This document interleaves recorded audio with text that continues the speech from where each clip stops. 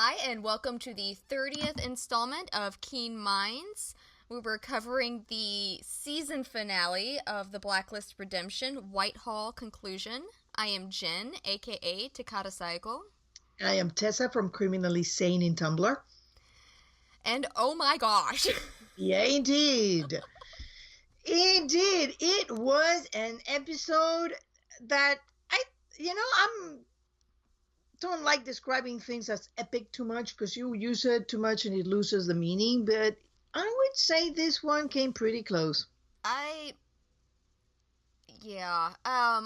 will admit, and we talk about, Tessa and I talk a lot about adjusting theories and readjusting and admitting when you're wrong, and so this is the moment that I've said it on Tumblr, but I will also say it here on the podcast. I will admit that I am pretty sure I was wrong at this point. I've been saying for ages now that I thought that this was just an 8-episode arc, that it was not meant to go into season 2. They set that up for season 2. I was wrong. So, oh well. Moving on from that. Yeah. Because I had a want few... them to have a season 2 now.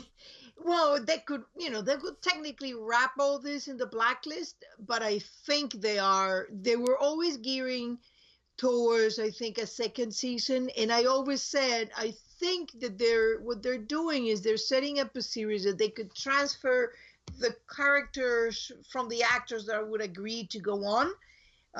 Because James Spader is not a person to want to do 20 seasons of something, even if the Blacklist could support it, which I don't think it can. But I think that some of the other characters can support more seasons and more characters coming in and out. And the Redemption seems to be just the vehicle for that. And at that time, it would be under the helm of Tom. Yeah, and that would be awesome. I do think Tom may come out at the top of Halcyon by the end of all this. I mean, Howard did say at one point, the only decent person in our family. This poor guy. I honestly, as much as I love Tom, I won't say never, but I rarely, until Redemption, felt the need to, like, wrap him in a protective blanket and protect him from the world. Because he can kind of do that himself. I mean, I've never been too worried about him getting totally trampled. Oh my gosh, this show and this poor guy, it's like, just give him a breather and let someone love him. Just let him go home to his family at this point. Well, it's interesting because both him and Liz now have a very similar relationship with their father or father figure, if you want to not accept that Red is Liz's father. That they both feel that they get yes protected, yes used, and they're not sure exactly where they stand at any given moment with him. Well, I don't think Tom knows that Howard's a baddie right now. Well, he knows something is he wrong. knows something's up, but I mean, we have no idea how much Kat told him at the end of the episode. I mean, she falls into his hotel room and says that the truth is on the disc, and that it was him, I believe was the statement she made, or he did it, or something. She doesn't use a name. She's talking about Trevor. Maybe talking about Howard, who knows? It's not like Trevor admitted to anything there. But Tom doesn't know Trevor. Tom, as far as we're aware, Tom doesn't know Trevor even exists or anything about that. And so when she says it was him, who's he if she passed out right after that, which would be very, I mean, if her adrenaline rush ran off, which keeling over would suggest it did, she was going to be out very quickly after that.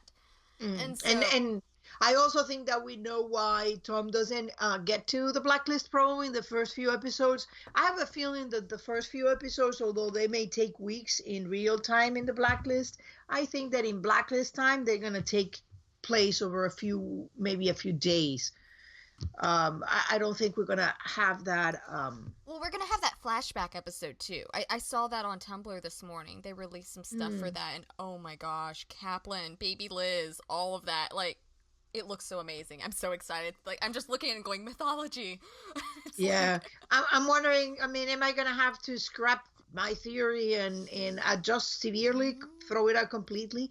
I never throw them out completely. I put them in the back burner because you never know. This is the Blacklist. They've come back before.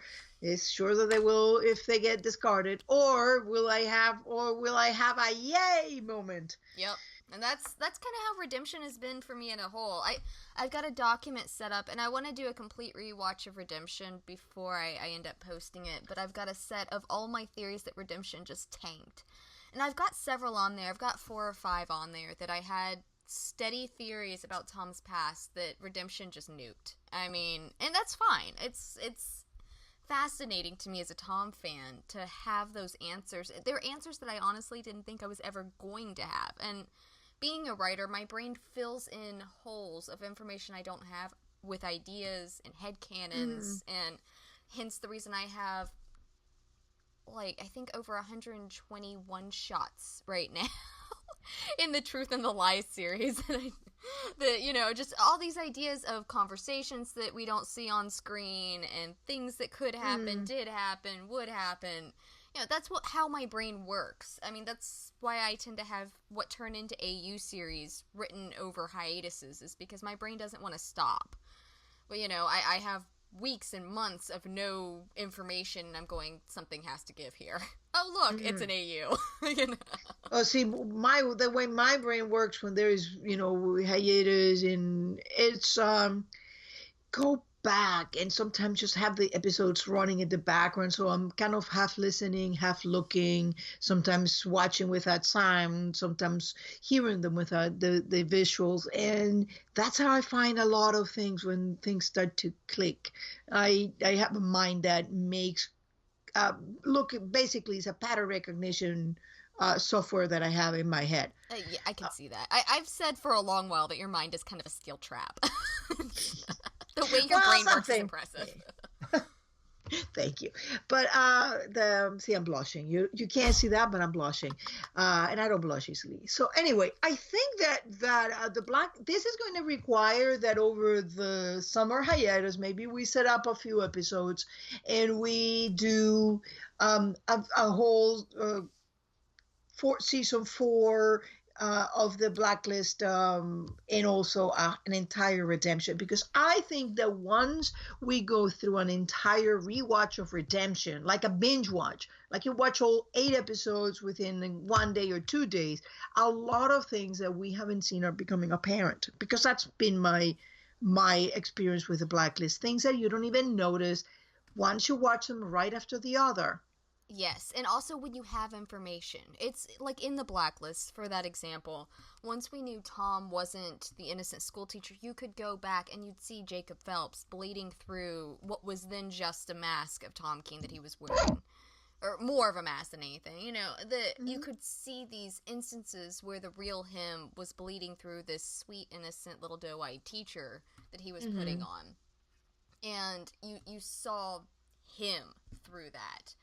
And Brian's impressive with the way he does that with his eyes. I don't know how he does it. But I do have a feeling that and I sat there this whole episode, and I will say that sometimes I get so emotionally invested in characters and ideas that I will miss major signs, mostly because I'm covering my eyes, plugging my ears, and singing la la la, because I don't want them to happen. I did that back with the baby arc in season 3 of the Blacklist. That, I mean, it probably should have hit me over the head. They're doing this. You know they're doing this. And I went, I don't want this to happen. Thankfully, they've changed my mind, so it's okay. And so I have more faith moving forward that they're capable of doing that. But I must have been alone, very alone in the universe, thinking, this is really a great idea that they're doing this, because I knew that was going to happen. I've always said you only have to look at 102 when they meet by the pier. And we have 2 very interesting signs in there. You know, Red and Liz are by the pier. They're both in their evening dresses. And there is one, a fisherman in the pier, and B, a woman with a baby girl. And we know it's a baby girl because she's dressed in pink from head to toe and walking a dog. So that was, for me, it was pretty clear. That's where they're going. They're giving us the symbols, and they're going there. And looking back, yes, we had so many. And that's what I'm saying, is that sometimes when I try not to get too fixated, but sometimes I do. I will admit that. Everybody has their things they do. And I think Howard was one of those. I was so determined that Tom needed a good father figure because I've always wanted a good father figure for Tom. I'm a huge fan of father-son stressed relationships that work out. I'm a big Fringe fan. I loved it in Once Upon a Time. That sort of thing. Just those relationships. The father that screws up so badly and the son that, isn't the best in the world, but, them trying to come to some sort of understanding between them. And I thought we were going to find that with Howard and Tom.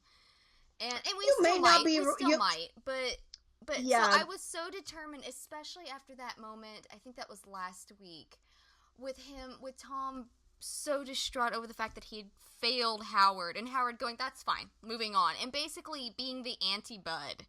And I was so proud, so excited for it. That was like, he cannot be evil. You don't even understand. He cannot be evil, or this is going to just bring my heart crashing down. And I'm sure everybody heard me wailing last night. Yeah, I think I heard something all the way in New York. It's okay. I have a friend over in Mumbai that said she thought she heard me too. So. There you go. But there is something that you don't lose track of this. When we watch The Blacklist, even though our point of view kind of shifts between characters, we don't really know that Red has not been doing some of the same things with Liz. In fact, we have had, and I would have to really rack my brain to get, those specific instances where Red has been, even though Red does not like to listen, obviously Howard has no such compulsion not to lie, that he is also not manipulating Liz into having her do what he needs her to do. So we don't really know. And I'm sure I would have, we need to think a little bit to get this, but those instances have been at least, suggested. Even if I could find a better adjective, a little less strong, that suggested would be even better in The Blacklist. So I wouldn't be so sure that you can say, hey, Howard is a bad dad just because he was trying to get Tom to do something and he had a very specific plan and everything worked like clockwork. Yeah. Which also lets you know, I am thoroughly convinced that Scotty is Tom's mom and that Howard is Tom's dad. I don't think there is a fake Howard. I think that is Howard. And you don't think it's a pod person? I don't think it's a pod person. I could be wrong. I'm going to say I'm 70% into that he is Howard. I just think that there is another layer of things happening here that we have not even scratched. And I've based that on a comment by Scotty talking with that board member saying we cannot let Howard upset everything that we have been working on. Yeah. Append everything we've been working on. So that lets you know that Scotty has an underlying agenda that we haven't seen any of it. And that Howard obviously had one because he was working with Whitehall and the whole thing was a setup. So assuming that Howard is a bad guy and Scotty is the good gal, it's not going to be so simple. I still think that this is all a kind of situation that is going to be very similar to what I think we're going to find with Red and Katerina. Wait a minute, are you saying that these characters are deep gray characters? Is that what you're trying to say? No, they are so deeply in the gray. I'm not sure if we could even call it gray anymore. Poor Tom. He really is. For all of his mess ups over the years, for all of his own deep grayness and pretty harsh things he's capable of doing, I think he really is the shining light in their family. Well, and also, if think about this. I mean, Howard did tell him everything in your training have been gearing you for this. I mean, preparing you for this. Which kind of terrifies me that he might have set things into motion with Tom. Because we still have no idea why Tom went missing. That's still and I thought I had heard that we were going to at least get that answer by the finale. It was just, and obviously no, we just heard that there was going to be a roller coaster that was going to turn around. We got some answers. Yes, we did. Just not the answers we expected. And And that is that's a very Blacklist. Blacklist thing to do. Damn it, Blacklist. Which character do you want to talk? We talked a little in general. All right, Which yeah. one do you want to talk about I was gonna say first? because I have a couple of theories that I've already got into motion for Howard, but let's get to that when we get to it. Let's start with Dumont. Because I feel Oh, like wow.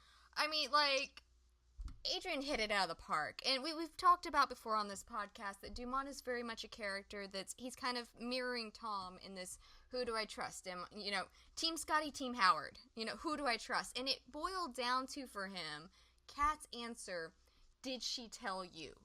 Has she been lying to all of us? And if she has, I can't trust her, and I've got to make a choice right here, right now. I can't choose to be neutral. And I thought it was interesting that he didn't get up and walk away when Howard gave that option to people. Because I almost expected Dumont to stand up, pack his bags, and leave and just be like, I'm out.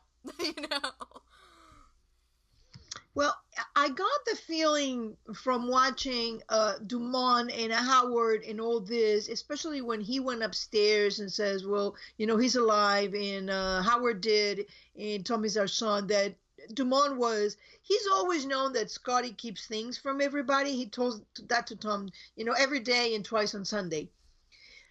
But I do think that there was a component of admiration for Howard, a little similar to what we see with Aram and Red.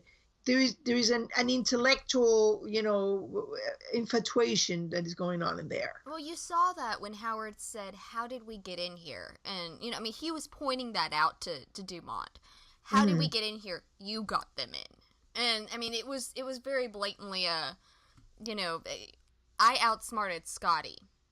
I now need you on my side. I am this individual that has this intelligence now. I need you on my side because I see and respect your intelligence. And one of the things was Adrian really did a great job. This was a very harsh one because he's the one that is in the middle of this. Ness chose a side and Solomon chose a side, and he's the one remaining in the middle from this little cluster of characters that is really having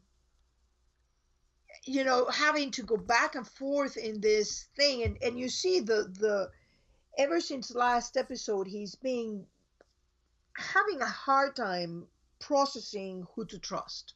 Well, we saw in an earlier episode his own family life. You have a brother that's willing to betray him at the drop of a hat. That so much that he went in there and told him what he told him because he knew that his brother would betray him. Like, he used that. He went in banking on that.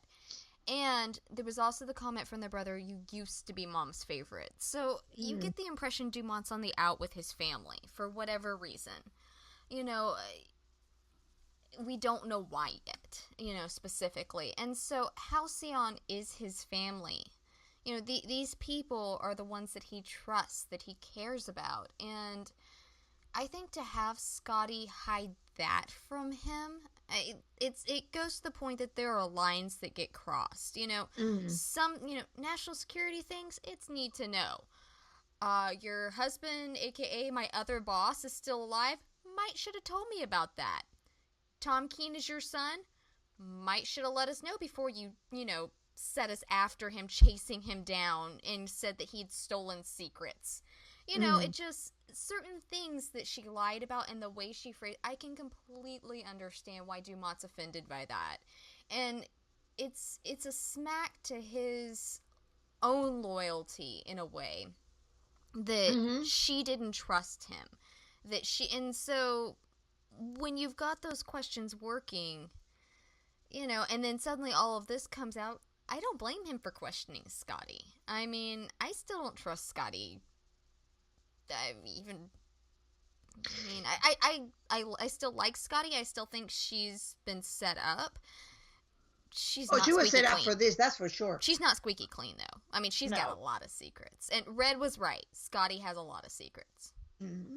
There is also something very intriguing with Dumont, and is that, that you said, is like he in a way he has that around thing of I make up my own mind and my own loyalties. I'm not loyal to you because I work here, like Solomon does. His loyalties are more complex than that. Yeah, I agree. I think it's a very personal thing for him. And I don't want to say it's an emotional thing as in a bad way, because I'm sure he's a very analytical individual, being a hacker, being a coder. I mean, but and I loved that comment that he made. Simple binary choice here. Do I flip the switch or not? Did she tell you or not? And I just, the trust there and the questions there on who to trust, and all the people that were so close to Scotty. I mean, because the people on the outside that Howard was greeting when he was walking in, the people standing around, they weren't on the inner circle. Dumont was. Dumont, Solomon, Nez. They are her elite team. They are her A-team out of there. They're the ones that do everything that she needs done.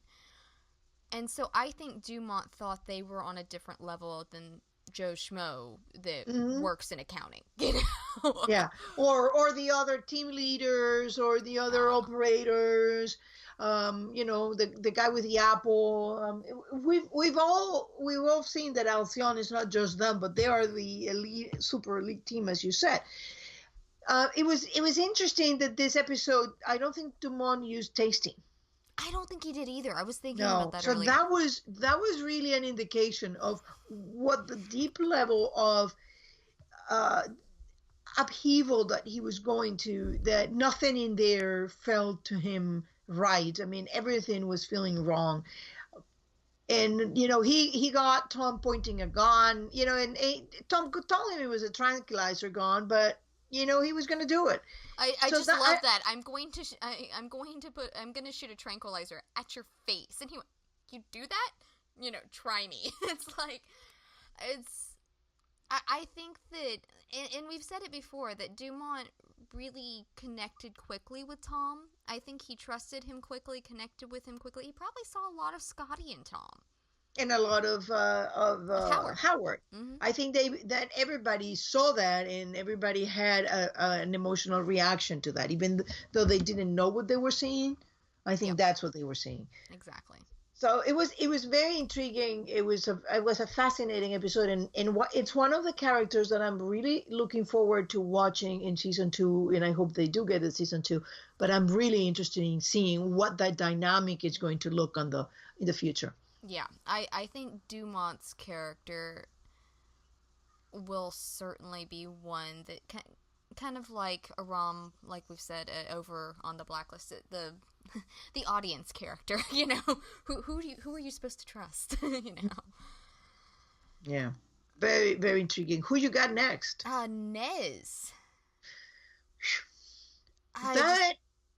Oh my God, Nez had amazing scenes in this one as well. Yeah, Tawny is just fantastic. Like I've mentioned it before, I've never seen her on anything else, and so like I knew that she had been on other things, and that other people that I know like her really well, but I had never had personal experiences with her. She's amazing. She really hits every level that she needs to hit. What was the scene with her that you liked the best in this episode? Probably her and Solomon's conversation. Either hers and Solomon's conversation, or when Tom told the drug dealers they were done selling to her. That was called her his sister. I did love that, because Tom, I've said for a long time, Tom needs friends that aren't going to shoot him.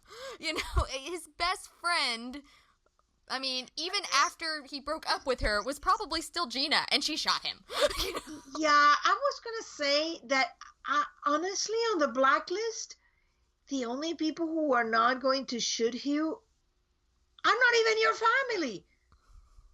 I I mean, in the Blacklist, we can say maybe your family will shoot you, but in Redemption, that's clearly not the case. I know. You just can't trust anybody on Redemption. Which is, what I've been saying about, that scene of Liz and Tom and Red before the wedding. I always felt, there was a big part that it was about Katerina, as a parallel with Katerina. But I think a lot of it was, I mean, kiddo, you don't know the Hargraves. You think I'm bad. Wait until you meet Mr. and Mrs. Hargrave. Oh my gosh. Yeah, you're going to come and say, are you the normalest person in the world? I know. In which Red is the normal dad in here. Who knew? So I think that there is a in that scene with Ness, to me, my favorite one was when Tom told the dealers, that, because she didn't say anything. It was the way that she kind of looked up and said, oh my God, exasperating, and then kind of accepted it. And all that without saying a word. And I thought it was a very well played scene. And she seems to ask, him about that later. It was a very, very tender. And again, because to me, the Blacklist is a family love story. Yeah. And in that family love story, it's not just the family that is ours by biology, some of which might actually try to kill us several times, but also the one in which we choose, the one we find ourselves by circumstances, yes. The one that end up being... Well, we started the Blacklist with an adoption. I mean, Tom and Liz were going to adopt. It's been a running theme. They've never dropped the adoption thing, even though they had a biological child. It's still so much a part of chosen family, and the fact that chosen family is no less family than blood relations. And I love, as someone who's a huge fan of adoption, I love that theme. It's one of my favorites out of the Blacklist. And not just adoption. Not just adoption, but also the co-workers that become our family, the friends, even the people it extends out, yeah, like that's Wrestler what I mean. and Tom that may start on such opposite sides of the law, and they not that they are regard each other as family, but certainly they've come to understanding one another. And I think that those are also very important family ties. And I think that as we progress through the series, we're going to see that people are going to have to make a choice, because in this world where Red lives, and by extension where all these characters live, either you are with a family or you are not. And we have seen with Kate Kaplan what happens. Even though you may be very close, you're not family. And when you betray me, this is what I do. And the family has a different category. And I think Tom putting Ness in that category was certainly an indication of his loyalty to Howard and his loyalty to Ness. Yeah. And as much as I loved that scene, I did love the scene between Nez and Solomon. Yes, that was such a beautiful scene. And calling him Maddie. Like, I've had the first episode in, I started and I said that I thought that there was a possibility that they had some sort of a relationship. I wasn't sure if it was anything that was ever going to come out, or if it was just me wanting that. And Matez, I think, is the ship name that got started on Tumblr.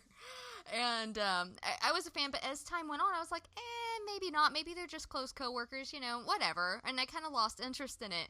It came back full force with this episode. I lost my Hargrave squared and came back with Matez. So lose one ship, gain another. It happens. Yeah, that was a beautiful scene. I also found interesting that he wasn't willing to shoot her. No, I don't think he would have. I think that you're right. You've said it before. Matthias Solomon is a very loyal man. He just shrouds it in pretending it's all about the money. But when you've got his loyalty, you've got it. And he also didn't take a shot at Tom. I mean, he could have. I did love that comment with Dumont. You tried to decapitate Solomon. No, we've tried to we blew a bomb up in his face. It's different. Yeah, he's not bothered by it, but he'd love to see you. Yeah. It's kind of like when Tom shot him, It's he wasn't bothered, but he'd love to see you. Yeah. It's a very, very interesting loyalty game. And I think that, because it is compressed, if we were to compress the Blacklist into 8 episodes a season, we probably would see very much similar themes. It just feels very different in the Blacklist because we are extending and micro-examining things. And because the ensemble is much larger, we don't get to spend so much time with each one of the characters. But in this case, it was a beautiful scene. I love the fact that she says, "I'm coming for you," and it wasn't clear what she meant, and I'm not sure that she even know what it Yeah, meant at I that love time. Solomon's response. Oh, I hope so. Just, So and it's the whole thing is a very interesting thing. I mean, there was so much going on in that scene that we under the surface. I was sure that the shippers will be all excited. Yeah, I was just happy. making it a little hard. My Matez ship is back on. It's back sailing. So it was a beautiful scene, and she had great scenes. When Howard asked them to come back to work together, and Tom says, "But they were trying to kill us," and Ness is more like, okay. So I think that Which I did find interesting because Tom was the one that was like, no, trank guns only. These people are just doing their jobs. Trank yeah, guns but only. And then one later thing he's like, is, damn, well, they but tried to shoot us. one thing is between killing them, and the other one is Yeah. between having to work with them. Yeah. So I found interesting that Nez was more willing to work with them after all that Tom was. Well, she was willing to work with Tom after Tom gut shot Solomon and left him to bleed out on the floor in the middle of an op. Well, don't also remember that Nez is a Navy, so she has that training. We don't leave people behind. We work with everybody, and you take care of one another. So, in order to take care of one another, I think she tends to do that. She's very much a soldier. Mm-hmm. And I love that about her. I really do. I was very happy that Nez ended up with as big of a part as she had. I've said it before that I was a little worried that she was going to kind of get shoved to the side when most of the preview stuff was focusing on Scotty, Solomon, and Tom as the three blacklisters that had been on Red's list. And since she didn't make the list, she wasn't being advertised as much. I was worried that she was going to kind of be the token female on the team kind of thing. And she's not. She's fleshed out. She's a deep, layered character, and I love her for it. I did find it interesting that she went to her drug buddies for... Well, but because the drug buddies were Army people, too. Were Navy people. Okay. Remember at the beginning said, "Oh, I hope that you were going to be one that stayed off." I didn't realize that I didn't make that connection, no. It makes sense that they might have been. I mean, I the way always she made talks it about it. from the beginning. I always figured out that they were all Army units. They seem to be a whole team going on of previous Army bodies or Navy bodies. Well, I mean, at least the main dealer, the one that got shot and killed by Solomon, might have been. Yeah. Because they knew each other. They were the ones with the connection because the guys that were in the room at the time asked him, "Is she good?" Yeah. Remember also in Lord Baltimore that she is with this this contractor firm, and the whole team were missing. Yeah. And presumed dead. And those are the guys that are with her, the handler and the other guy. Yeah. So there's a whole theme of that. Well, and I think we had it with the guys in the episode with the plane that they were on. Yes. They were a Navy unit. Exactly. They were, yeah. And then they were the Navy SEALs that were in Holbeck. And that he infiltrates as William Eckerville. Yeah. They must have someone on the writing team that's either former Navy or have connections. Well, they have so many advisors. It's ridiculous. I was reading a couple of interviews, and they one interview about Michael Watkins, and it's very interesting at how many people they actually hire as consultants, or like every cop that you see there is usually a former cop. Oh, really? That's interesting. That's fun. I like that. Yeah, but I mean, I really like how they flesh Nez out and how they present her character. She's utterly fantastic, and the fact that Tom relates to her as a sister, and it very much was, touch my sister and I will snap your neck. It was a very big brother sort of thing. Now, who you have next? Let's go into Solomon, because, and that reading, oh my gosh, really, Eddie? the monologue from Moby Dick. That was a very, very, very beautiful scene. I mean, there were beautiful words said by, should beautiful I say man. It? A beautiful man.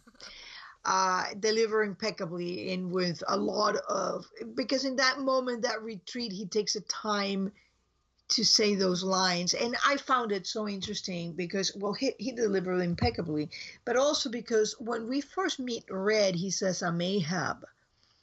So you're getting a whole, we've had a water team, a fish team, a fishing, water, and now you're getting Red saying he's Ahab.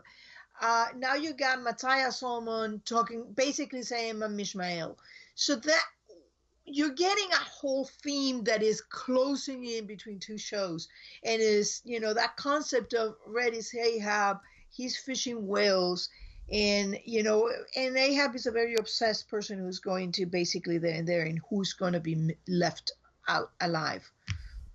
Yeah, Gina made a comment in season 3 that Tom was, that they said that Twinkies and cockroaches would survive the nuclear apocalypse, and that she thought Tom would too. And she hasn't met Solomon's that way. It's like he just can't die, and I'm glad for it, because I honestly, with the comment last week when Tom said she betrayed her husband, she betrayed her son, she's gonna betray you too. I saw that lining up in which either Solomon would betray Scotty would betray Solomon, something or the other, and I thought that the season would end with him dead. I'm grateful that it did not. That's, sometimes I'm wrong and I'm sad that I'm wrong, sometimes I'm wrong and I'm really happy. That's one time I'm really happy. I gotta say something here. When Solomon is with Scotty, with the engineers, which, by the way, we're again wearing plaid shirts. So, word to the wise, you see plaid, doubt everything you're seeing. Which terrifies me, because the roomie pretty much only wears plaid. I think it only works on the Blacklist, though. Okay, good. Even though I'm tempted to, when I ever see somebody wearing plaid, I'm like, oh my God, you're lying. No, this is not the Blacklist. Calm down. I wore a plaid shirt the other day, and, as I'm wearing it, walking out of the house, all I can do is laugh and think of Tessa. Your fault, Tessa. It gets in your mind. It really does. But the one thing that I wanted to say was, what were we talking about? I completely lost track. We're Solomon. Solomon asked Scotty, did you know about this? Did you know about this? So I think in that moment where she says no, I think that Solomon saw what I saw. She is not lying about this, but she's lying about other things. And in this moment, I'm out. I will cover you. That's what he says. I'll cover you. You leave. If you were really set up, he's coming after you. So let's go. And he's willing to cover her exit, but he's not willing to go with her. Well, he's not willing to go down with her, certainly. And that's what he told Nez. Is he said, they're coming, and they're going to interrogate everyone. I don't want them finding my end of it. And which I don't really blame him. I mean, if I'd done half the stuff that Solomon had done, I mean, he doesn't have the Cabal to get him out of prison anymore. He doesn't have Halcyon to get him out of prison anymore. He's on his own. He's burned. And so, that was certainly a self-preservation to take off when he did. And it'll be interesting to see if and when there's a season 2, or into, if they just end up wrapping it into the main show, whatever they end up doing. Because I don't think that they'll leave everything dangling. I don't think they're going to do that to us. So I think it'll get handled one way or the other. But it'll be interesting to see if how far Solomon's still willing to go for Scotty. Is he willing to jailbreak her? Is he willing, or is she on her own now? Has he fulfilled his duty to her? My feel about that was that definitely Solomon will now find out what the truth is, because my feel when he was asking her was that he knew that. He knew that she was keeping things from him. And in that moment when she was keeping him things from him, she wasn't loyal to him. So his loyalty to her terminated with him facilitating her escape, and that was it. That was as far as he was willing to go, because Solomon is not a person that is easy to fool, I think. But since he found that there were things and he thought that she was up and up, and I don't think that at that moment he considered that to have been his debt to her was paid off. It's possible, but he did make the comment when he found Nez right before he escaped. He said, "You've placed the bet on the wrong horse," or something like that. It's you know basically you chose Howard over Scotty, and that's wrong. And it was very interesting, Nez's comment to him about right and wrong and believing in that. I found that very fascinating. It kind of reminds me back to Tom's comment in season 3 about principles. And the fact that he's shown since then, even though he indicated to Wrestler that he avoided them, he's proven time and time and time again since then he does have them. They're just his. They may not align with Wrestlers. And Red's the same way. So many people in this show were that way. They have their set of principles. They have their set of code that they live by. And I think that that's really when Nez made that comment, we saw that with Solomon. That, his right and wrong, it's his. But he does have a code that he lives by. And that other people around him are aware of that. I think so.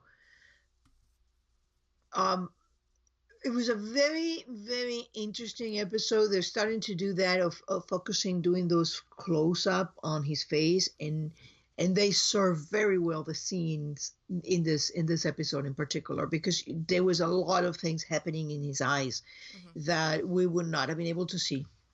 Yeah, Eddie's very expressive in his eyes. He's like Ryan in that way. Both of them are very good with just subtle emotions being displayed in their eyes. I haven't actually started on my gift making yet, so that's usually where I notice my super subtle stuff like that.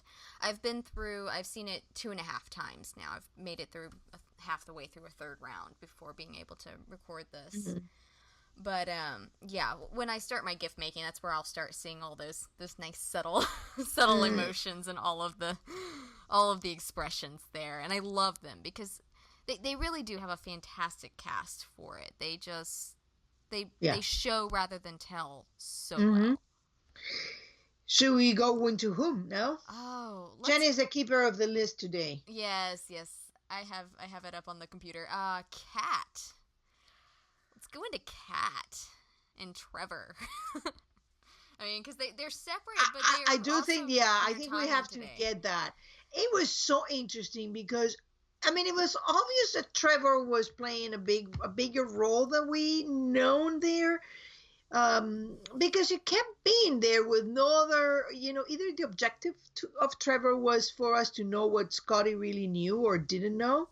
But if that was the case, why keep having it when he was long past his due? And there you go. And I knew when Kat grabbed the wrong phone last week, I knew that wasn't a mistake. I knew that for some bizarre reason, Trevor had taken her phone. Yeah, I remember you saying that. It's all so the beatdown moment with the candlestick.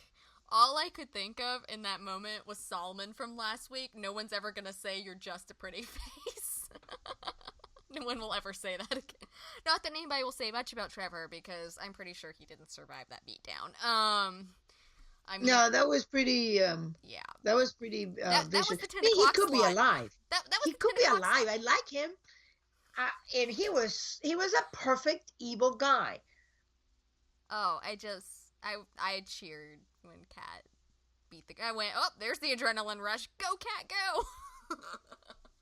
Yeah, it was a great because from the moment that we introduced Trevor, we knew that something was going on. I mean, Scotty proved herself to be incredibly naive in taking a male prostitute and talking to him and imagining that in her world a non-disclosure agreement was going to mean anything. And I think Kat even kind of felt that way. It was like, really? You know, you think that this is going to keep him quiet? Okay, because yeah, you're going to take him to a court of law and say he said this, and he's going to go, I'm a prostitute, and she was paying me to sleep with her. You know, I mean, yeah, I mean, that's not going to hold up in a court of law. I don't. I mean, the only place that's legal is Las Vegas, isn't it? Um, I think that's the only yeah, place I that's mean, you can technically legal. avoid them anyways. I imagine they do that, but yeah, I mean, this was a stupid thing to do, and I always suspected Howard of if Howard was able to put the fake Phelps in her life, I think that he needed to get an in into what she was doing, and I Yeah. think that was the easiest thing. Now, I will say that I would just like to point this out, and while I'm like 99% sure that Howard hired Trevor, we do not know for certain that Do he not hired Trevor. Now, it looks that way, but it is the Blacklist, and sometimes they put red herrings out there. And hide all them we rather know well. is Kat said it was his fault. And so, I think she was talking about Trevor. We don't know for sure that Trevor worked for Howard. Well, he did say she was too smart. She didn't allow me access to the computers. Yeah, he was working for somebody. Like I said, I'm like 99% sure he was working for Howard. But And I'm pretty sure that our pretty cat also works for someone. oh I really? just don't know who it is. You Yeah. think so? Because she was awful loyal to Scotty. She won me over in this episode for her loyalty to Scotty. She may be working for whoever Scotty is working for or with. Maybe. I I actually really liked Kat by the end of this episode. I think she's naive. I think she's out of her depths in that world because she was naive enough to believe Trevor. But I don't, I think she may be socially naive, if that makes sense. Not necessarily, I think she's probably very book smart, but so very socially naive. Because she really did seem to think Trevor cared about her.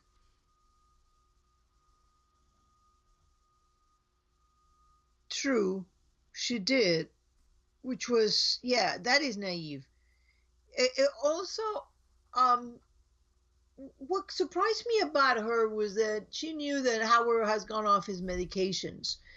But Howard looked at anything but needing medications. Yeah, I think that Howard's crazy was very put on. I think he's eccentric like none other, but I think that he puts on a lot. Mm-hmm. And Yeah. I think And we've yet, seen that. she didn't say anything about it. There is something about Kat that always had me. And maybe, if we get a second season, maybe we'll get more into that. If we don't, I hope they ever refer to, because there's something about the way she was portraying that character that, um, I'm not sure. It was well done. I mean, I do not remember the name of the actress. She's really good. Yeah. And she did, she was doing little things that, she said she was very loyal to Scotty. Well, actually, the guy from the board said she was loyal to Scotty. Mm-hmm. Or said that she knew her well. Like Kat was the one that he went to ask. Mm-hmm. And then we also saw the loyalty when she was talking to Dumont and said, she's treated me well. Like, that was her response when Dumont said, I need the truth from you. Did she talk to you about this? And she said, Scotty's been good to me. And I thought that was an interesting response. Not yes or no, but Scotty's been good to me. Like, this overpowers yes or no. It's also interesting that she knew the moment that they asked her about those specific dates and they show her those transactions that she knew who it was. And instead of saying, had she been really interested in saving Scotty, her reaction would have been telling the investigators, go get this guy. Because Maybe there was, if she she really may not. believed. She may not have been 100% sure. I mean, I think that she was kind of spiraling at that point. She had a lot of questions, and I think she needed to look Trevor in the eye and accuse him. And when she got there, it was almost like everything was clicking into place for her when she got there and started in on him. Like, she went in not sure if it was him, and then when she started walking through it, she was like, holy crap, it was you. And then he comes at her with an ice pick. um this scene reminded me when Jolene confronted Tom, and we get the thing not only about Tom but about Jolene. We knew Jolene was working for someone. We just didn't know who it was, because we see that she has a file on the Keene house and in Tom, but she only comes out and about working for Berlin when we see her in that hotel room. And this also in a hotel room or something of the sort, we see that the same kind of scene play. I am not sure that I buy Kat's being just spiraling, because in that moment where you got the FBI on top of you and you're being accused basically of treason and you're looking at prison, I don't think your immediate instinct is to confront the guy. I think your initial instinct is to tell the FBI, listen, I have an idea where this might be and you might want to come this, just to make sure that I don't go to jail. Yeah, that's fair. Just lay all your cards out on the table. Yeah, I mean, just say, listen, I don't know what this is all about, but I can give you a pointer as to where you can start to look into this, which is this male prostitute that my boss have been seeing. Because at that point, the male prostitute is nothing compared to the charges. That, this is nothing. This is like, well, okay, well, you don't have a lot of common sense, lady. Yeah, exactly. Something I did find interesting, though, was that she went to Tom above everybody else. I'm trying to remember, and your mind catches these things sometimes better than mine does. Scotty never actually told Kat. Was Kat ever there when Scotty said, Tom's my son? I think it had been, because I think she probably knew, but it was interesting that above anybody else, Dumont's still there. I mean, I can see her not trusting Howard. I get that. But, but she knows Tom was on Howard's side. She still goes to Tom about it. That might be a very interesting clue. Besides a character thing, it might be a clue that she always knew who Tom was. And that's a possibility.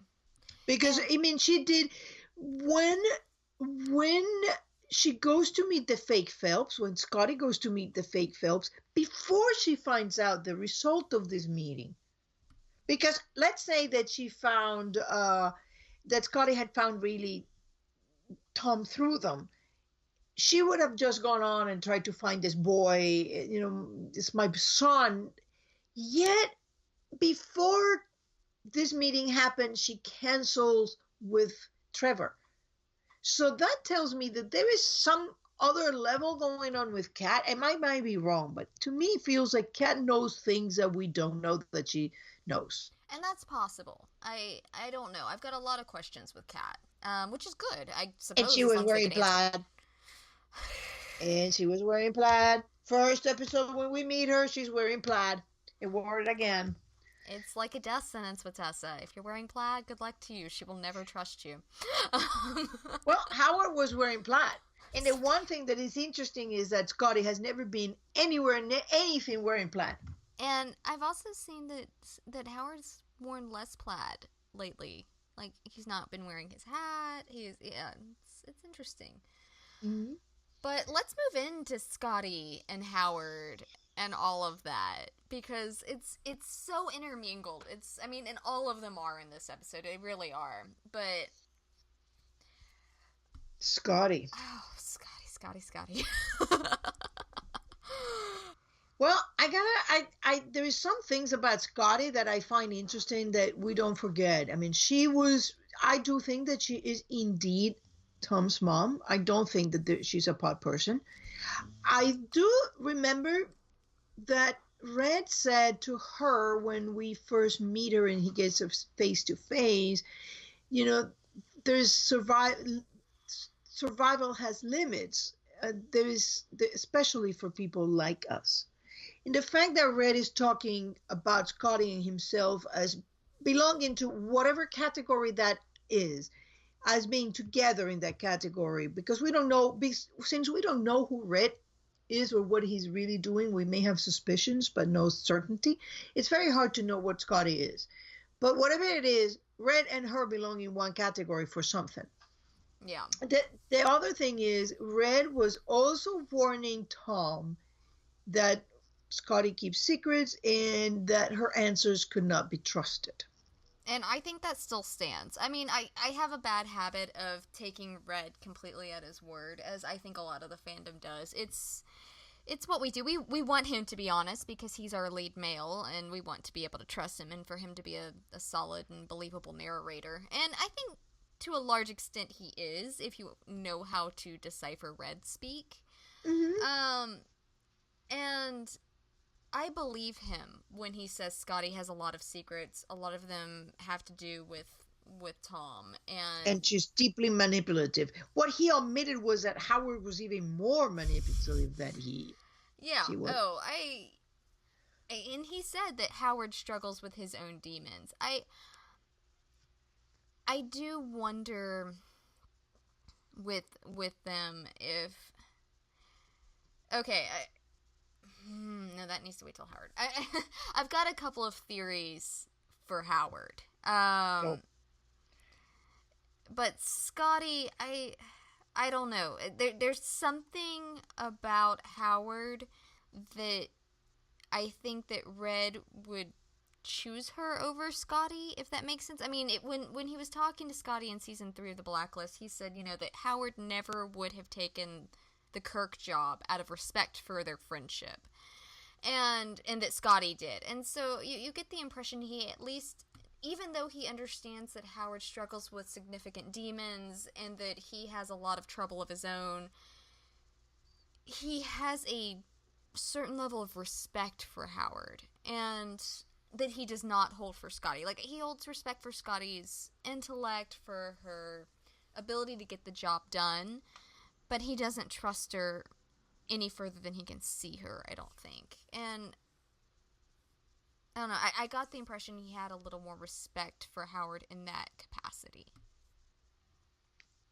Well, the only thing he had ever said about Howard was that, he had a brief professional association, which, may be true. That doesn't say anything about the rest of the relationship. Exactly. That was But Red speak. It's Scotty that made the comment, just that, that Howard still tells the stories, and et cetera, et cetera. From what Scotty was saying, I got the impression that Howard and Red had a friendship beyond the brief professional relationship. It may have started off as a brief professional relationship, but it turned into more of a camaraderie. At least at some point, they may have been young and getting into mischief and stuff. But do you remember the director, part 1 and 2? This stunt that Howard pulled is Red worthy. Oh yeah.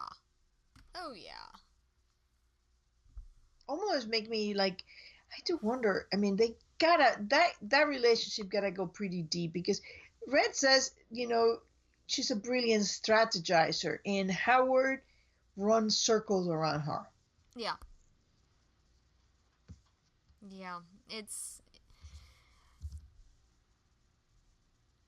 It was interesting at the end of last week's episode when Howard was showed up, on screen, and in that last closing scene with Scotty watching the news station. Mm-hmm. She had this look on her face like she didn't think he would dare. And so I'm still, even after the season finale, I'm still not sure how much I believe about what they've been saying about each other. If Howard really thinks that Scotty was trying to do something terrible, if he ever really thought she was a pod person, you know. I mean, because in that episode, Unless he is one. He was determined she was a pod person, and then just dropped it, and it never got mentioned again. And I think he was manipulating Tom. Oh, I do too. But with Scotty, she's told Howard that he's unwell. She told the board that he was unwell but dangerous. I don't know if it's Scotty learning just how dangerous Howard can be, or finally having to accept it, or if maybe the two of them aren't quite certain of how dangerous the other is, if that makes sense. I think that when we find openly can talk, can see Katerina, because I doubt that Katerina is dead. If she is, we will probably see in back stories. But I have a feeling that we're going to find out that Katerina's relationship to Red was pretty much like this. Yeah. It's a very, and I made the comment earlier, and I think I made it on Tumblr last night when the show was airing, that my and I have no idea what to call them, so I just called them Hargrave squared. It works with the Keens, might as well work with the Hargraves. I was very much on the train of, I want these two back together.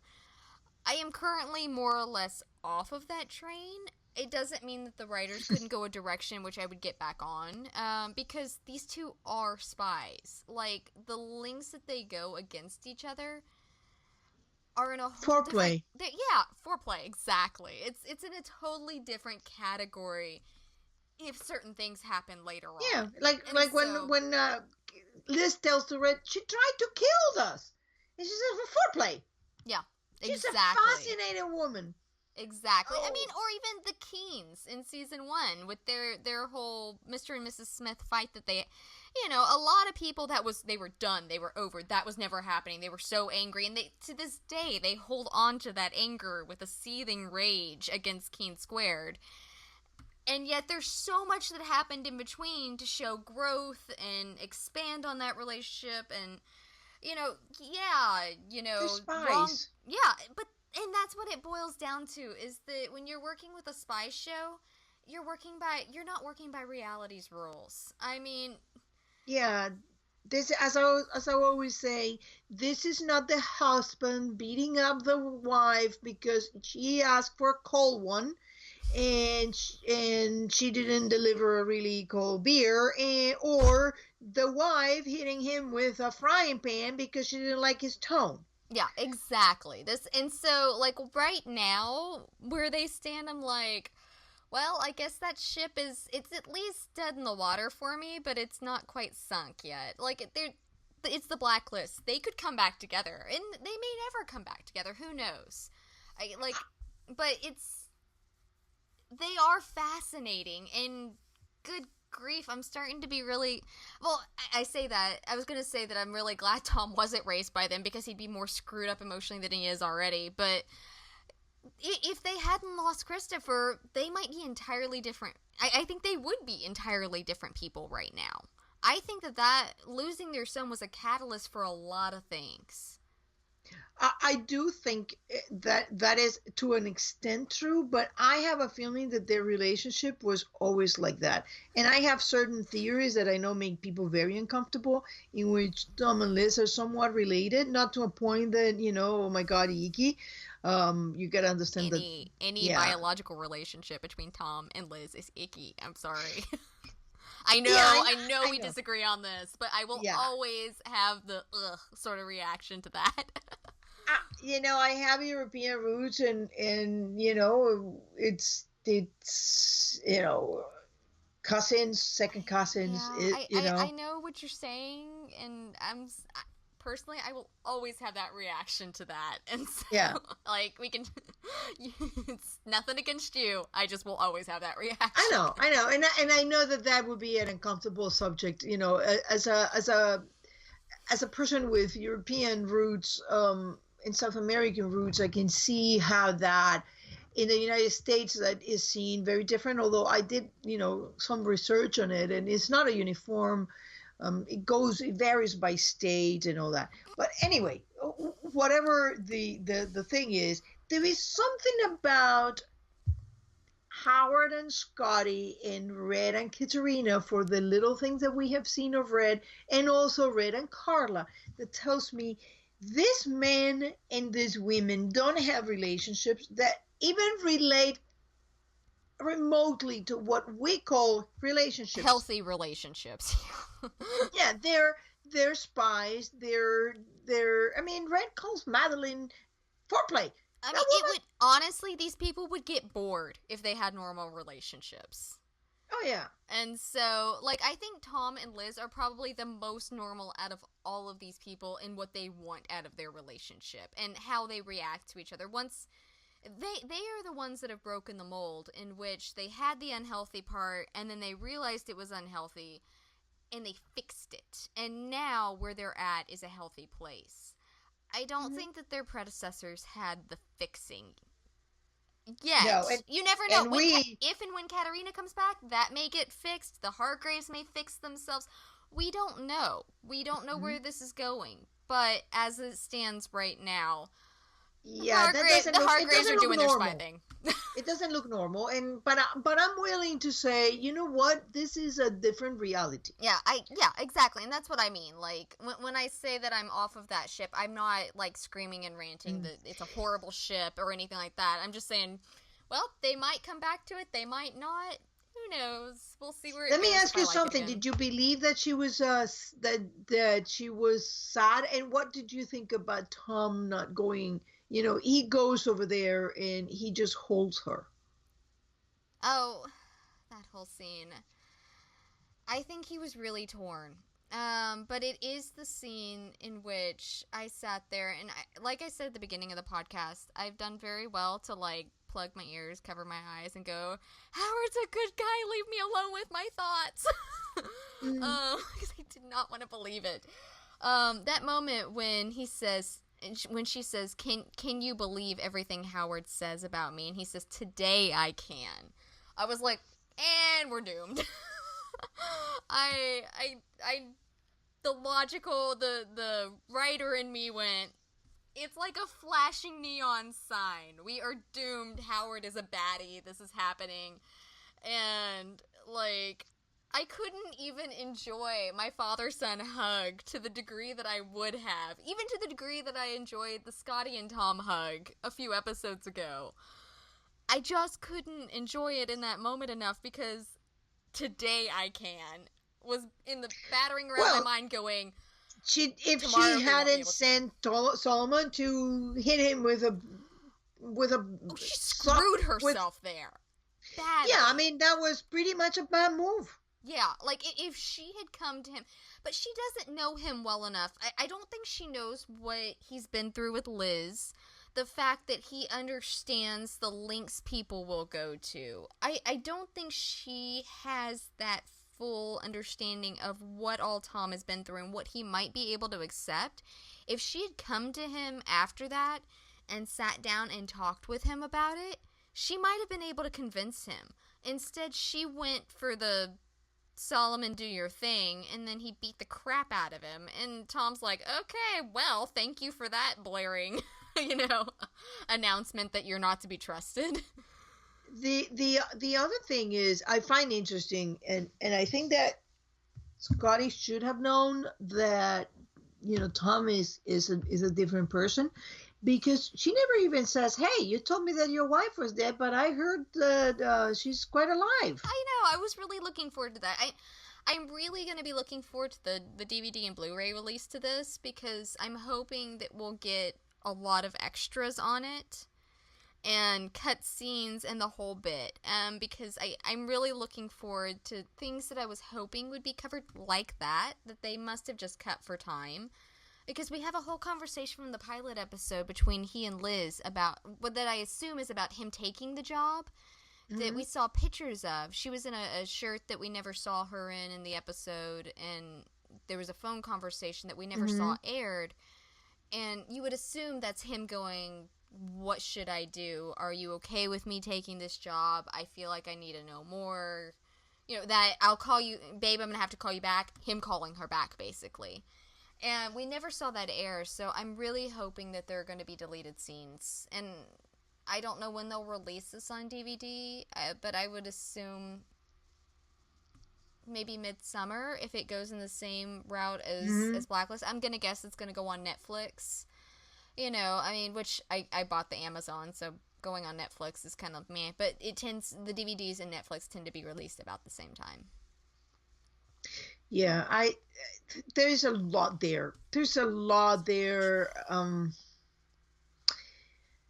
But let's talk about Scotty there. I mean, she did such a great job in this episode. I mean, we saw her last episode just basically just in hostages just sliding down and it's my son and I love the moment between she and Solomon where he says, well, what are we going to do once we get Whitehall? And she said, can we not just deal with one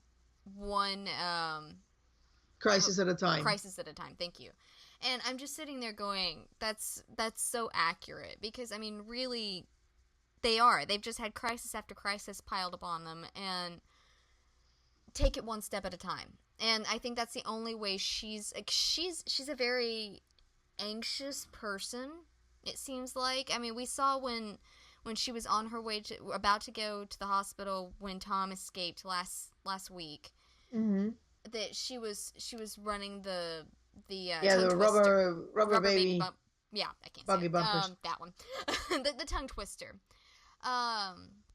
And so that she was going through that, and so that's the tip off that she is incredibly anxious and very nervous about whatever's happening and trying to refocus and gain control of the situation. And so she went straight from that into this. I mean, they've just had a rough time of it. Yeah, there is.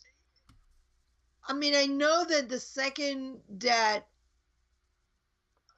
he gets that conference, that Scotty knows she's doomed. She's just fighting against, Well, I don't against know hope. that. I don't know that, because I think that the tip off for her was when the board member came to her when she was on the run after Whitehall. And that board member came to her with this quote-unquote evidence against her. And she's going, I don't know where that came from. What is this? And you start seeing all this stuff that just screams of a setup. And, I mean, the viewers see it because we watched Liz with the Cabal. And we're already kind of ready to accept setups in the Blacklist because they happen all the time. And I think that's the moment when she realized, because she had already said Howard plays dirty. I think she finally realized just how dirty he was playing and how screwed she was. I got that feeling right there on the interview when she's watching and there's that, it's a cloud that comes over her. No, I think she knew the weight of the situation then. When, like I said earlier, she had that look like she didn't think he would dare, come out into the open. And once he did, it put her in a very, and she made the comment to Whitehall. She said, some people have to live in the shadows. And I think she does. And when he came out into the open, into the light, then it forced her out there as well. And I don't think she works well in the light. She is very much a shadow worker. It's an excellent comment about somebody has to live in the shadows so the others live in the light. And I think that is a sentiment expressed by Red a lot. And yeah, the Sin Eater. It reminds me very... And Scotty, I had someone... I saw on Tumblr someone made the comment that... do you think this will eventually mean that Red will turn out like Howard? And I think that Scotty and Red are probably much more aligned than Red would like to admit. Or like to acknowledge. In the way their characters are pulled about. Now, I will say... there are a lot of daddy issues in this show. Someone's working through something in the writing. How about mommy issues? Well, now there are, but I mean, I guess I'm saying that I probably should have known Howard would be a bad guy, because it's like Tom is the single dad on this show that is not just off the wall crazy, and it's only because he's handled all of his super dark stuff before the kid was born. You know, I mean, like, he's been there and done all of this and is at the top end of his redemption arc versus starting out. And who knows if Scotty and Howard and the lot of them will actually get a redemption arc. I mean, you hope so. I think Scotty will. Howard, I'm kind of on the fence about right now. I'm willing to go and say that Red will very much be like Howard, and Red is very much like Scotty. Yeah. I think that they have different elements of each. It's like you have a few ingredients and you make the characters with different mixes of the ingredients. But I think that Red plays long games like Howard. Mm-hmm. And Red is like Howard, planning 10 strategies ahead. Yeah, and that's, yes, Howard's great at the long game, which is kind of terrifying. And just because Red doesn't lie to Liz and Howard lies to Tom doesn't mean that they're that different. It just means choices. Yeah. Well, Red doesn't need to lie. He uses his first is a longer game with Liz than Howard has with Scotty, because this whole thing happened after Scotty got Whitehall. So all of this is before he got that. Scotty acquired Howard Whitehall in February, which means that up until February, Whitehall and Howard were working fine. Yeah, and it said 6 months before she'd gone to the board. Mm-hmm. And so that part's been going on for 6 months. And then he disappeared. Yes, he disappears after December, when she's instated as the head of the board. Yeah. So I've mentioned a couple times, I have 2 working theories right now for Howard. Mm-hmm. And these could neither be right. One of them could be right. Who knows what's going to happen. But right now, as it stands, I have 2 working theories. One is that Howard's a pod person. Because I do say that if they brought that up, they had an entire episode about it and then dropped it. And with the Blacklist, a lot of times when they do stuff like that, that's when you need to be watching. It's for it to pop back up when you supposedly least expect it. And so I do wonder about that. The things that make me hesitant on that are, one, if they don't get a second season, that would be very difficult to work into the Blacklist, because they would have to go through and re-explain that craziness to the group that did not watch Redemption. Mm-hmm. You could very easily bring Howard in to the Blacklist as long as he was Howard. But if you had to explain, he looks like Howard, but he's not really Howard, because there's really these pod people, and all of this happened to explain it. Like, it just wouldn't flow well. So yeah, you would probably need a good 5 minutes of backflashes into Redemption. I mean, 10. But so that makes me hesitant on that one, as well as Liz's comment about she saw Tom in his eyes. You can fake a lot of things. You can get surgery and make your face look different. You can't change the eyes. And that's what really, I mean, she could have said expressions or little things. She could have said a lot of things that she saw Tom in him. She specifically said the eyes, and she knows her husband well. It wasn't just a flippant comment. And so that makes me hesitant. So he could be a pod person, but those things make me kind of hesitant on that. And the second thing that popped into my head, either late last night or early this morning, because I swear I fell asleep thinking about this episode and woke up thinking about it like 5:30 in the morning when my cat decided, this is your day off. That doesn't matter. But is that it's possible, because, I mean, it's up in the air if Redemption will get a season 2 or not. And so I think that they probably had a trapdoor to be able to work this in to Blacklist if they didn't get a season 2. What if, because I do not believe for 1 second that Dembe Zuma poisoned Raymond Reddington. I just don't. I think it was a setup. I don't know how. I'm really excited for next week to find out. But there is a big bad that we probably have not met yet. Someone that is on par with Reddington, that has him running in circles, that has him guessing and scraping and nearly dying. Mm-hmm. What if Howard Hargrave is the big bad and he thinks Red is going to cause an issue with his whole Whitehall thing and is going to step in there for some reason and could be an issue? What if he's trying to kill Red before he becomes an issue? I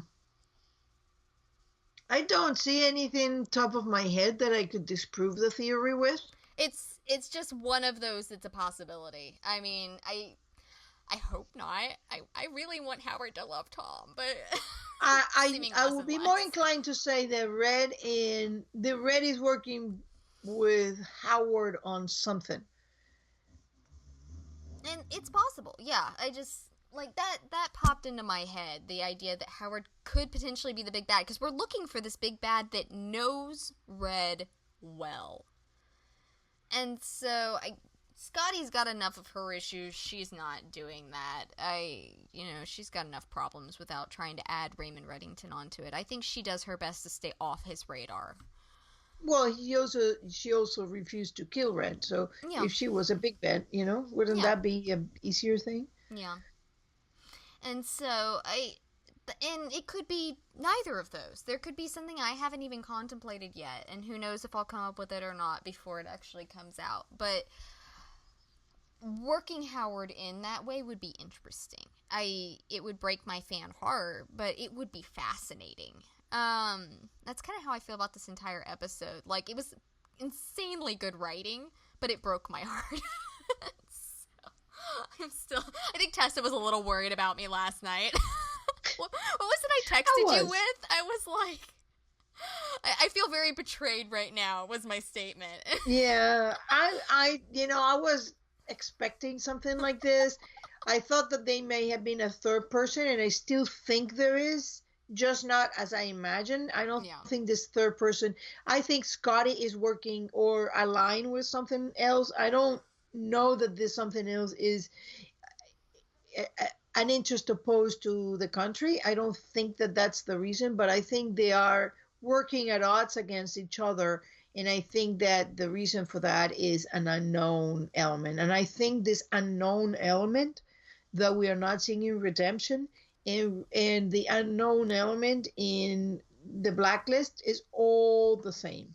Yeah, and it very well could be, because one thing that has not been disproven is that these two are very tightly tied. I think they are. And I do think that there's a possibility that next week on Redemption, on the main show when it comes back, I would love for them to have Agnes's birthday party over there and for Tom to slip in very quickly. I mean, because it would be difficult in the way that it was difficult to film with Megan on last week's episode.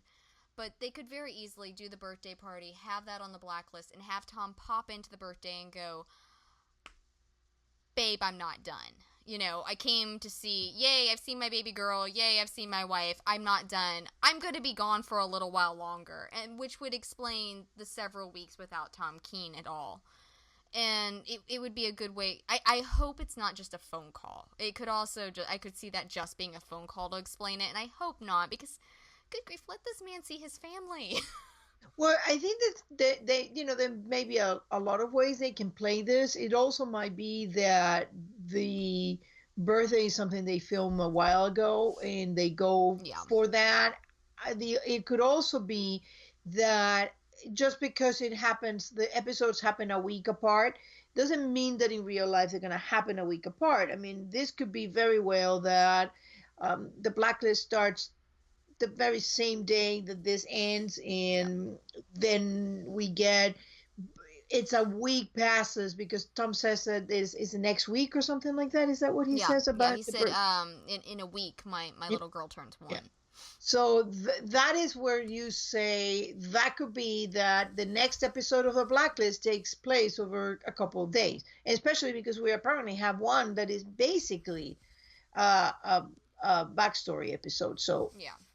Well, I mean, we do know that Tom was talking to Liz in the hotel room and said, I should be home by dinner. My flight's in 2 hours. I should be home by dinner.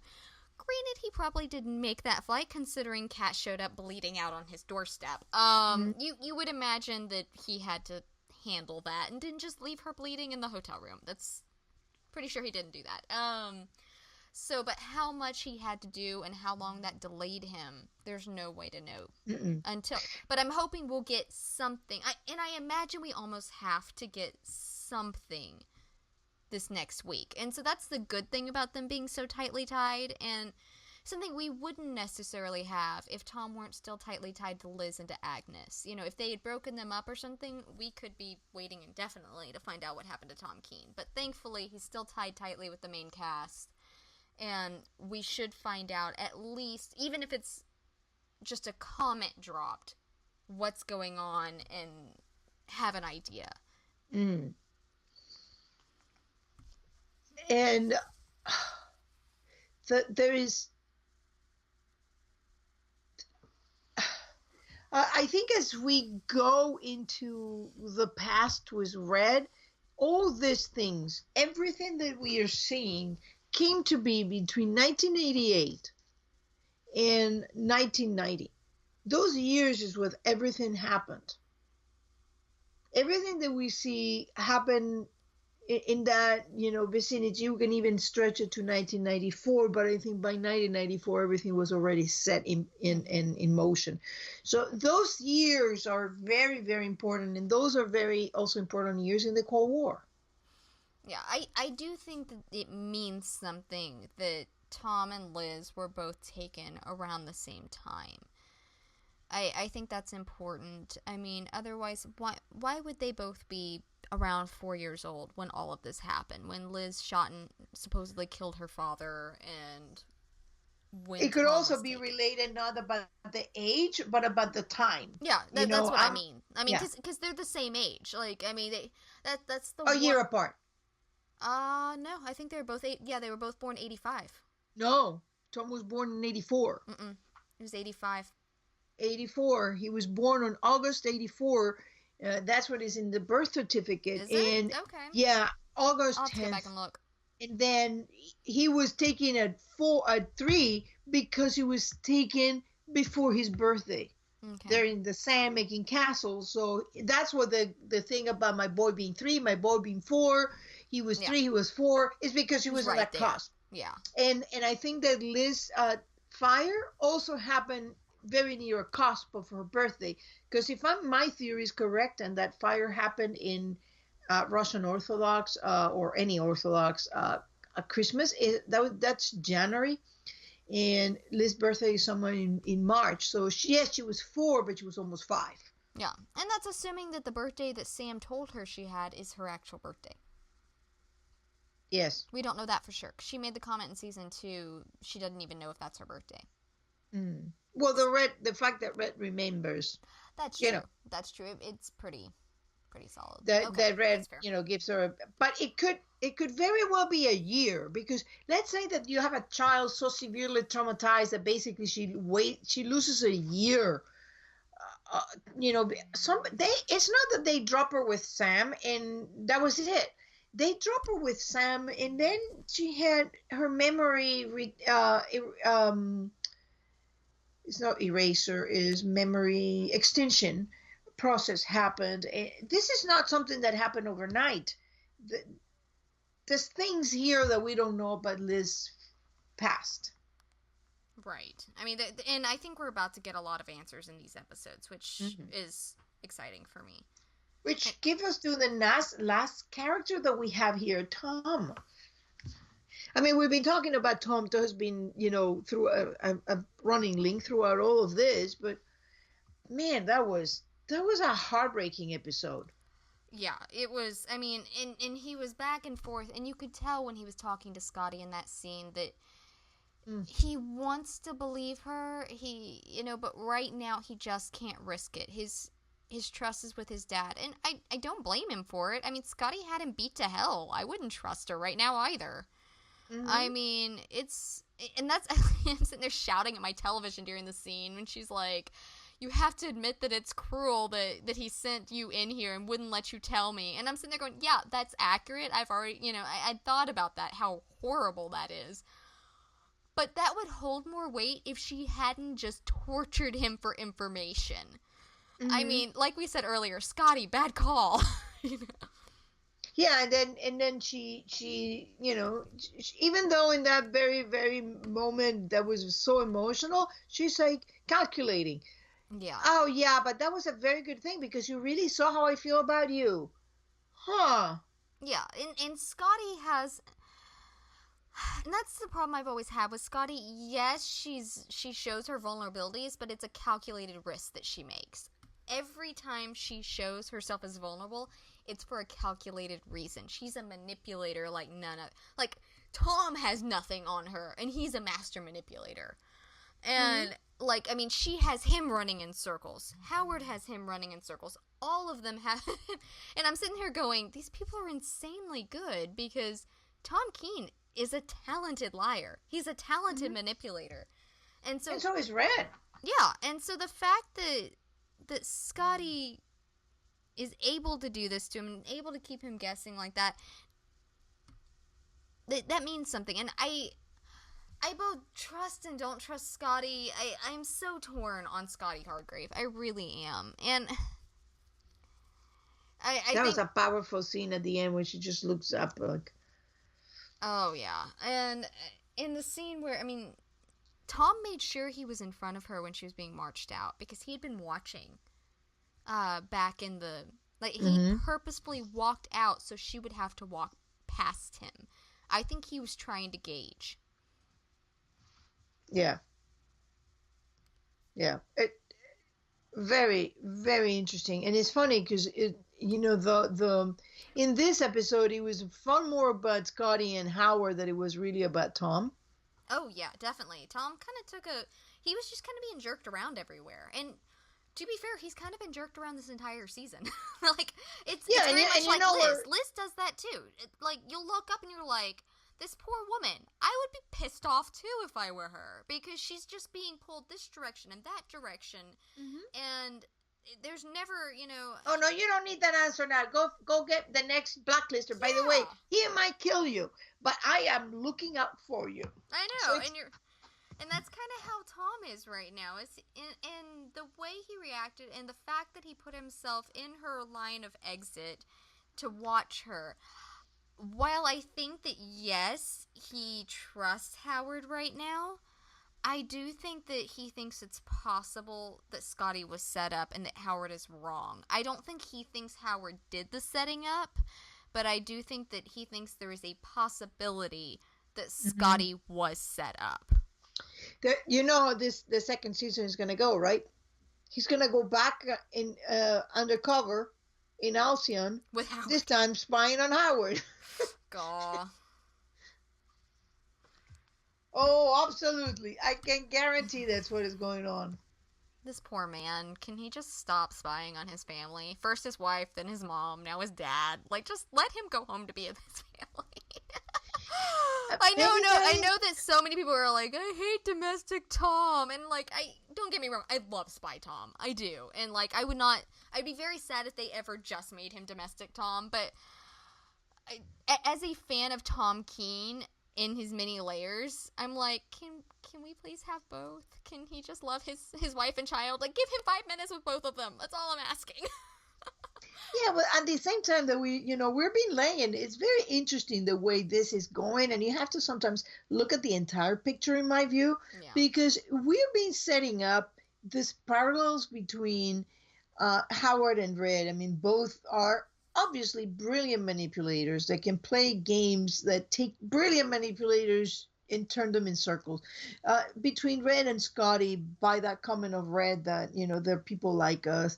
Between Red and Tom, in all these parallel scenes and imagery they've been using.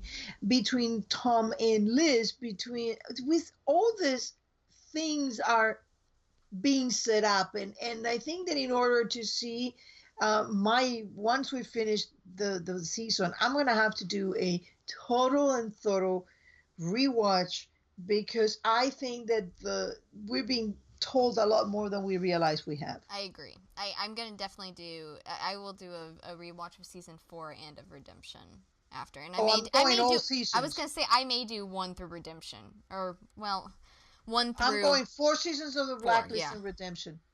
Yeah. And so I love that you can, like, it just intertwines so well. It's makes me happy. Yeah, as I said, it's the same DNA. You start wondering, huh? Yeah. Like do you twins. mean that as in the same kind of show? Or is the word DNA put in there for a reason? As in, oh yeah, these people are far more intertwined than you really want to know. Because I think that there is something there. And I mean, remember that we've only met briefly Katerina's father. We have no idea of Katerina's mother. I've wondered about that. Yeah. We have no idea what's going on with there, what's his situation, because everybody suspects and assumes that he was a sleeper spy. But we have seen zero confirmation of it. Yeah, there was a tweet. There was a tweet that people have gone off of. Oh, there's a tweet by Daniel Knauf, please. I mean, that man speaks in red speak, so unless you're fluent in it, don't even go there. I mean, canon is not tweets. Yeah, and I do agree with that. I think it's a possibility that Dom was an agent for somebody. I could totally see it, but we don't have any proof of that yet. Mm-mm. And we may never. It may just be one of those things that it's left up to the imagination. I mean, you can't have answers for everything. I know that, like, individual people, and I'm guilty of this, that I'll take on and I will hold on to something. I'm like, no, you don't understand. I need this answer. Like Gina and Tom in season 3. Was it Budapest? Should have said yes. Was it Budapest? It was something like that. Yeah. But it should have said yes. Mm-hmm. I will never know what she should have said yes to. They're never going to give me that. But I want to know. I mean, did he propose? Did he said to get out? I have a feeling he was getting out. Or the chain that Tom just shows up with in the boat after being held captive there for like 2 months. Suddenly he's wearing a chain around his neck. They are never going to tell me if that was his wedding ring at the end of it. But damn it, I'm convinced it was. So, I mean, things like that. Like, everybody has their thing that they fixate on, and they want. If you were to ask the writers, they'd go, "What's wrong with you? That doesn't matter. Move on." You know? Well, in the Blacklist, that is not so easy to do. That's because true. I mean, we find things, and I find, as you said at the beginning of the podcast, whenever they dangle something there and then take it away immediately, and it should be something important, it's a clue. I mean, it has that's a neon, the Blacklist way of having a neon flash with arrows pointing, saying clue. You know, this is not that. I mean, consider this. They show us, for example, Reddington's wife. I mean, can you show somebody more important in their life than the wife? Dangle there for a couple of episodes, gone. We got Katerina's father. Dangle out. They mentioned Jennifer, who supposedly is or may not be Red's daughter, but her name was Jennifer Reddington. And then back goes every time that we get a little something like this, and he's out. Oh wow, yeah, just that's a clue. And so in Redemption, I think it's the same thing. You're seeing the same kind of things happening. And I think that Redemption, let me put it this way. People who don't watch the Blacklist and watch Redemption, they'll be fine. People who watch the Blacklist and don't watch Redemption, they will be fine as well. But if you watch both shows, you're getting a primer on the Blacklist in Redemption that will allow you to get to the truth a lot faster than those who have it like hammered into their heads. I think watching both shows is for people that are obsessed with mythology. And so Is that by me? Any chance be me? In me. Just a Like mild we're both kind in the of same boat there. OCD? I'm obsessed with mythology. It's one reason I'm looking forward to these next episodes so much on the main show. Like that I Yeah. saw some preview pictures of Kate and young Liz, and I'm just like, Did you notice that's a Night of the Fire? is it? Oh, because the She has the same nightgown, nightgown. It's all like different hair blacking though. out Different hair though. I mean, it's a different kid, but because they use the different actors. I don't know if the hair is gonna mean something, or because the problem with child actors is unless you they film grow all the up. scenes at the Yeah, same time, they grow up. And now Gillian Labeling, who played the actress there, this is 3 years later. There is no way on earth she can play a 4-year-old. I mean, she yeah, was already like 9 when she filmed like as a 4. yeah. Yeah, and they do that. But so I don't know. I do wonder because I mean, it wouldn't take a whole lot to Put either a put wig. a wig on or curl this kid's hair, but it's straight. And so I'm just like, that's. I wonder if it's a difference because they talked about that Liz's memories are skewed. Even if she's seeing these memories, they're skewed, that they're out of order, that she's probably replacing certain things and getting things mixed up. And Or so, is a way of having shown us the reality and then yeah, tell us, oh, but it's not that. yeah, Because exactly. And so Dr. there's, Orchin, yeah, it'll be fascinating to find out. Do you have anything else? We've already. This is a much longer podcast than we've been doing, yeah. but there was just so Well, much.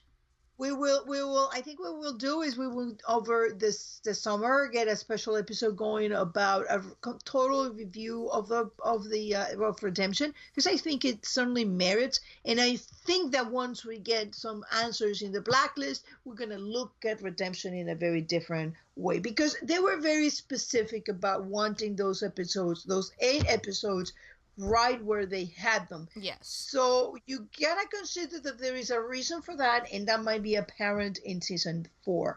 I am of the belief that we're gonna get either 5.5 or 6 seasons of the Blacklist. I I hope so. don't think that it supports more than that, and otherwise it's gonna start limping. Yeah, and I don't think these writers are going to do that. And so I'm hoping for season 2 of Redemption. I'm hoping for all the amazing things. It just more Blacklist. That's all I ask for. More quality Blacklist. I'm great. Let's go. All the Blacklist all the time. No, let's just drop Redemption in every time there's a hiatus. No Mm-hmm. hiatuses for us. Just drop Redemption in. Go for it. I'm good with that. Because this Yeah. has been beautiful. I mean, because I was talking to someone the other day. They're like, "Oh, do you have some time off the podcast because you're going into a hiatus?" I said, "Oh no, the main show's back next week, and it's a double episode. We're actually gonna have to buckle down and really go at it." And they went, "Really? Because didn't Redemption just?" And I said, "Yeah, it was stuck down in hiatus for the main show, and Mm-hmm. now that Redemption's done, the main show's back on." They were like, "What's wrong with you people?" I was like, "Here we go. It's a Yeah, race." I would love, in fact, to have make Redemption into a 12 episode run, and have stuck that in that first ridiculous hiatus they have. Which one? The summer? No, the first one Oh, between. Christmas. Yeah, the problem Yeah. with that is it's over Christmas and people are traveling, and like I understand that hiatus a whole lot more than I do the spring hiatus. All right, give me 4 at the end. I'll take Yeah, the 4 at the end. yeah. It's maybe do 8 and then do 12 during the summer. Like go through the summer. USA does summer stuff, or at least they used to. I don't know if they still do. They'd have some. They used to be my go-to for like when everything was off during the summer. I would go to the USA Network and watch. You could also White start Collar a and little such. earlier, instead of September. You could Mm, get a few episodes in there. I think it also depends, because I'm of a firm opinion that the placing of Redemption means something. So let's I do too. say Yeah. where they go next year, if we get renewed or not, if we get the Blacklist renewed. I don't doubt the Blacklist is renewed, and quite honestly, I don't doubt that Redemption it's going to be renewed. And my reasoning is, this is not a rating show. This is a different kind of animal. This is an experiment. This is a whole different thing from a show that basically takes a day or two of filming for an episode. This takes 10 weeks. This is This is really movie quality. And I feel like 8 episodes dropped into 10 o'clock on Thursday night. They knew the It's not ratings about weren't going to rating. be great. And so, like, I do wonder if when they okayed this, that they talked to NBC. I mean, because they had to have talked to NBC. And if they had some sort of understanding there. I have no idea what happened behind Yeah. closed doors. None of us do. And so, it's all speculation. We'll find out soon-ish. I don't know when they release something for Redemption. Probably before the season ends, but I'm confident. I'm one of those fans that I loved everything.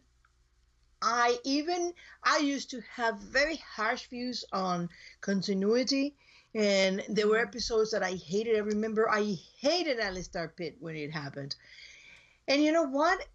On subsequent rewatches, I have realized I was wrong. I judged a little harsh, and what I thought was continuity errors, I've gone off that horse a long time ago. They're not. They're clues. Yes, and I'm right there with you. I used to be one of the louder individuals griping about continuity and that they needed to get with it on continuity, and someone, obviously they were messing it up and blah, blah, blah, blah.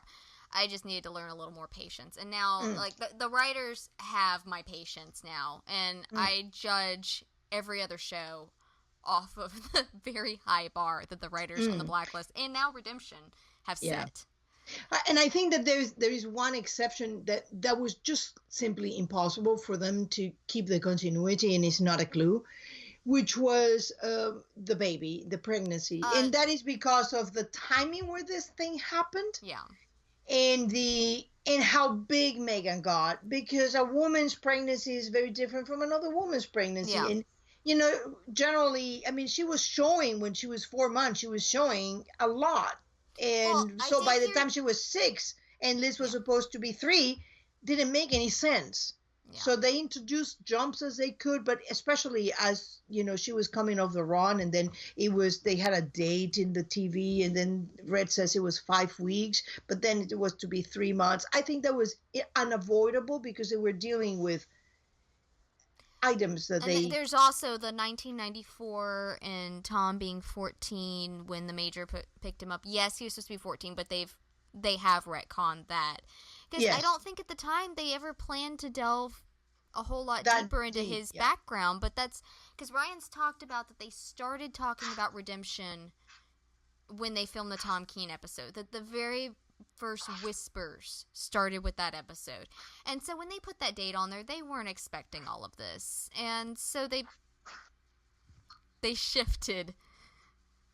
They shifted all of that. And, it happens. I am much more willing to deal with that as long as the mythology is not compromised. And yeah, well, they hadn't cast Famke. They hadn't cast any of them because they didn't even know that they were going to go that direction.